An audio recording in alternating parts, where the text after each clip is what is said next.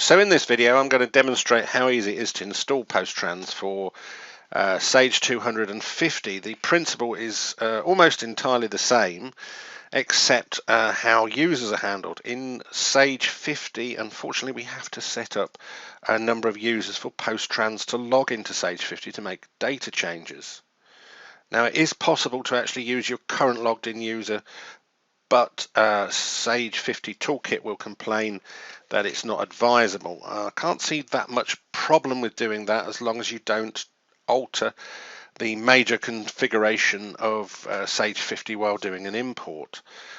So we suggest we set up a whole series of users, maybe call them PT1, PT2, PT3, and then as you'll see when we get to the test point, PostTrans will ask to log in as that user into Sage 50.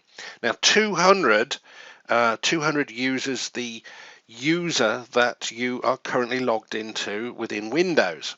So that user, if you want to update stock, for instance, in Sage 200, would have to have the permission to update stock, else PostTrans would not be allowed and report back an error.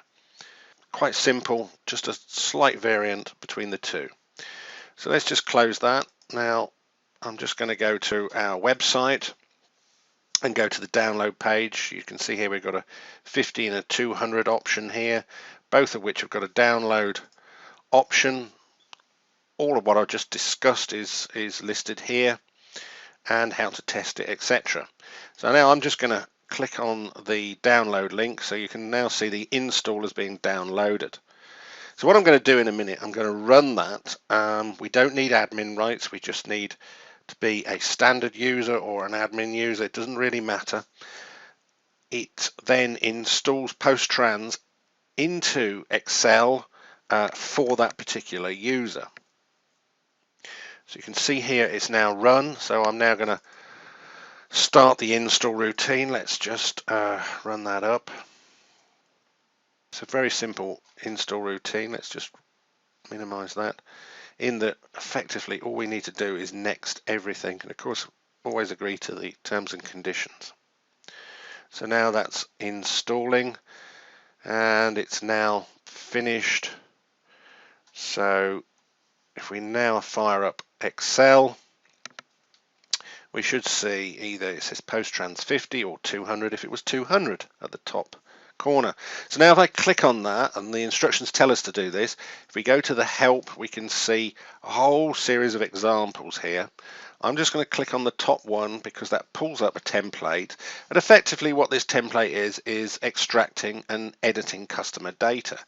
But effectively, if we test this, it ensures that the whole system is working. So if I press the extract file now, normally it may ask you which company. It's remembered my company here, so I'm just going to click overwrite, and here we're going to be asked to log in, so I'm just going to put in my user and password, and look, I can click remember, so I'll no longer be asked for that user and password.